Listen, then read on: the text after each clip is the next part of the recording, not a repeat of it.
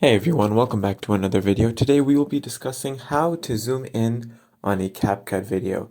Let's get started. So this is a fairly simple process, and as you can see here, I am on the main CapCut website, and here we have a step-by-step detailed list of instructions on how to zoom in. So here we go. So first things first, import your video. Make sure you're able to import your video onto the main CapCut home screen. Once you've done that, you simply have to apply the zoom effect to the video. Look for the effects option and then search for zoom. Once you've done that, you will have a few options within that list, such as optical zoom or zoom lens.